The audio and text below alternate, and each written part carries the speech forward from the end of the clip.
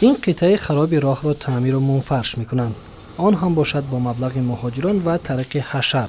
مشکلی راه خراب که دهه حمیدآباد را با دهه دیگر می‌پیوندد 10 سال هاست که وجود داشت و بالاخره حل خود را با اقدام نیکی ساکن دهه امیرعلی مرادوف یافت.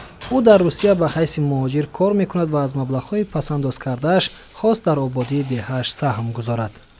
خیر ما همچون مهاجر کار کم همی سومی کار کردم در وطن خودم آبادی قشلاق خودم صاف کم راه لای بود همی آبادی همی قشلاق خودم در کم حرکت ما با همی آبادی همی قشلاق خودم وطن خودم.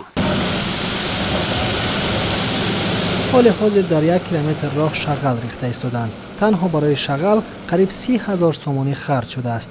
پس از این نیت دارند راه را منفرش کنند. همچنین در نظر است که از دو طرف راه آبروهای بتونی گذاشته شود.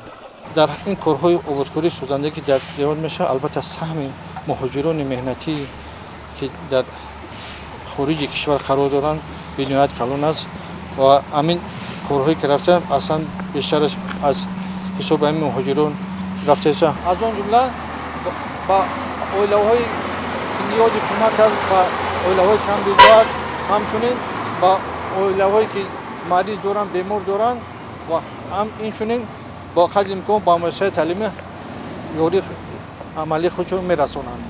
سهم مهاجران در آبادی محله ها کلان است. در دهه چاورز و مثل دهه حمیدآباد با سهم مهاجران مهنتی 2 پل ویران گشته برقرار کرده شد. راه های دهه سنگفرش شدند. حالا در درآمدگاه دهه دروازه ساخته ایستادند. چی کمودی که در دهه باشه و دستگیری میکنیم. دستگیری مهاجران قطعی ما آرامگاهی قشلاق اساس کردیم.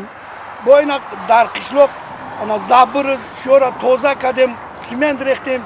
هم کار را در راه شب امپارتیم رو درست شوند.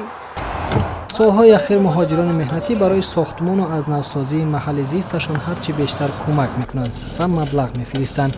باید گفت گرانتر از این همه تعمیر یا از نوسازی راه است. قیمت 1 کیلومتر راه منفرش از 10 تا 100,000 دلار ارزیابی می شود. برای مثال با مبلغی که برای تعمیر همگی 3 کیلومتر راه در دهه دوردست صرف می شود می توان منزل در مرکز پایتخت خرید. ولی حس وطن‌دوستی مهاجران بالا می گیرد و آنها به آبادی زادگاهشان کمر همت می بندند.